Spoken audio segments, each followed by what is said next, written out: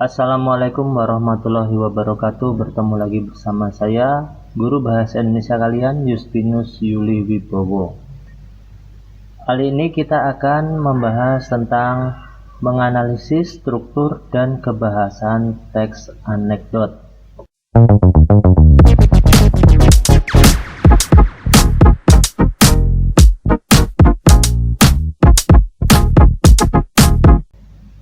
Mari kita lanjutkan. Baiklah, kita akan mulai dulu ke nomor yang pertama, yaitu pengertian teks anekdot. Nah, pengertian teks anekdot. Teks anekdot adalah sebuah cerita atau kisah yang mengandung sifat lucu. Meskipun teks anekdot berisi cerita lucu, tetapi teks anekdot juga bisa memiliki banyak maksud yang biasanya digunakan untuk menyampaikan kritik. Banyak yang menganggap bahwa teks anekdot merupakan cerita yang berisi rangkaian beberapa kalimat lucu. Namun, kriteria teks anekdot bukan hanya lucu, tetapi bisa menyampaikan maksud penulis. Baiklah, kita ke pembahasan yang kedua, yaitu struktur teks anekdot.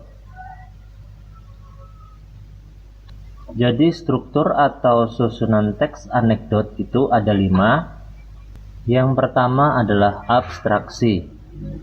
Abstraksi merupakan bagian pendahuluan atau bagian pembuka teks. Kemudian struktur yang kedua adalah orientasi. Orientasi merupakan awal suatu kejadian saat cerita mulai bergulir. Yang ketiga adalah krisis. Krisis merupakan puncak cerita yang berisi konflik atau masalah yang terjadi pada karakter.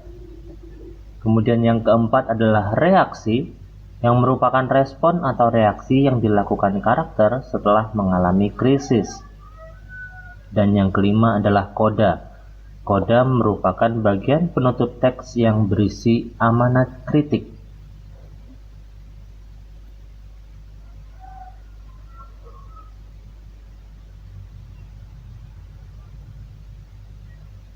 Selanjutnya yang ketiga adalah pola penyajian teks anekdot.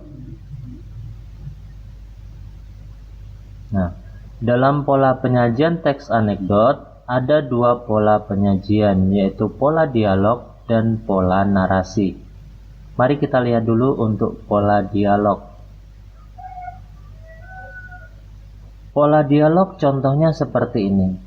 Tono, (2) Saya heran dosen ilmu politik kalau mengajar selalu duduk, tidak pernah mau berdiri.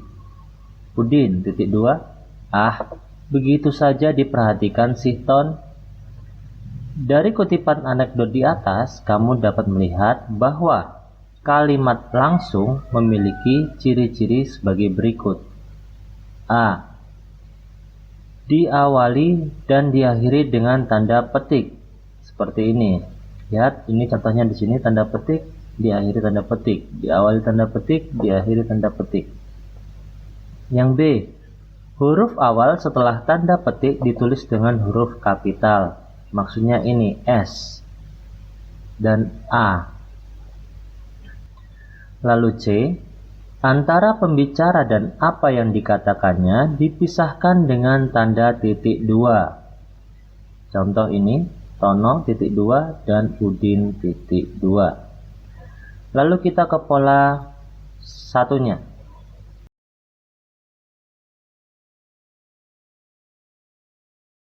Pola penyajian teks anekdot selanjutnya adalah pola narasi. Pola narasi contohnya sebagai berikut. Pada puncak pengadilan korupsi politik, jaksa penuntut umum menyerang saksi. Apakah benar, teriak jaksa, bahwa Anda menerima $5.000 untuk berkompromi dalam kasus ini? Saksi menatap keluar jendela seolah-olah tidak mendengar pertanyaan. Bukankah benar bahwa Anda menerima $5.000 untuk berkompromi dalam kasus ini? Ulang pengacara. Saksi masih tidak menanggapi. Akhirnya hakim berkata, "Pak, tolong jawab pertanyaan jaksa." "Oh, maaf," saksi terkejut sambil berkata kepada hakim. "Saya pikir dia tadi berbicara dengan Anda." Jika kita lihat di sini, pola narasi bentuknya adalah sebuah paragraf.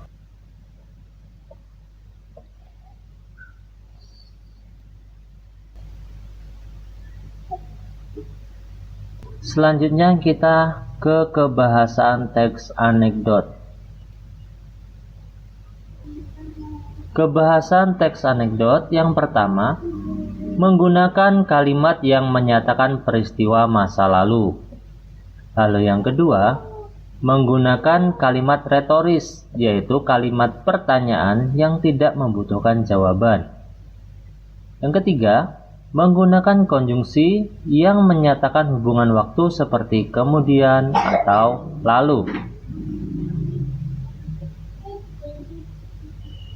Yang keempat, menggunakan kata kerja aksi seperti menulis, membaca, dan berjalan. Yang kelima, menggunakan kalimat perintah atau kalimat imperatif. Dan yang keenam, menggunakan kalimat seru. Khusus untuk anekdot yang disajikan dalam bentuk dialog, penggunaan kalimat langsung sangat dominan.